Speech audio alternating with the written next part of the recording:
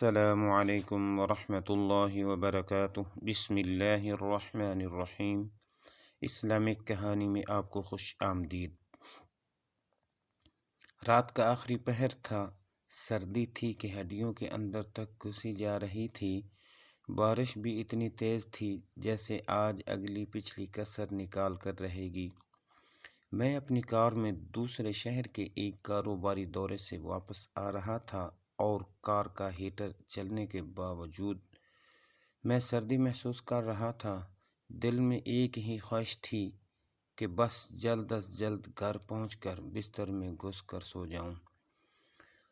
مجھے اس وقت کمبل اور بستر ہی سب سے بڑی نعمت لگ رہے تھے۔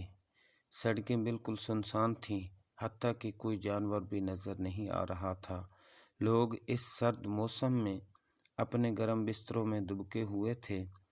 جیسے ہی میں نے کار اپنی گلی میں موڑی تو مجھے کار کی روشنی میں بھیگتی بارش میں ایک سایہ نظر آیا۔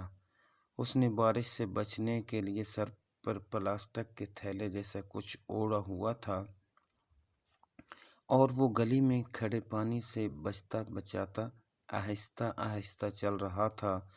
مجھے شدید حیرانی ہوئی کہ اس موسم میں بھی کوئی شخص اس وقت باہر نکل سکتا ہے، اور مجھے اس پر ترس آیا کہ پتہ نہیں کس مجبوری نے اسے اس پہر، اس طوفانی بارش میں باہر نکلنے پر مجبور کیا۔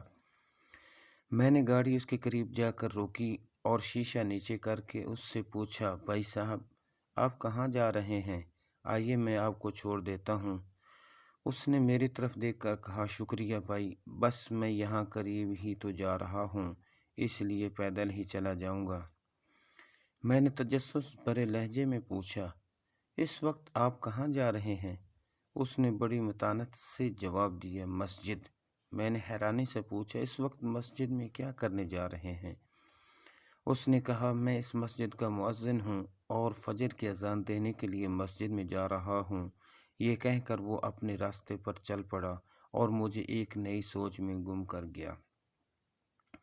کیا آج تک ہم نے کبھی سوچا ہے کہ سخت سردی کی رات میں طوفان ہو یا بارش، کون ہے جو اپنے وقت پر اللہ کے بلاوے کی صدا بلند کرتا ہے؟ کون ہے جو ہمیں بتاتا ہے کہ نماز نیند سے بہتر ہے؟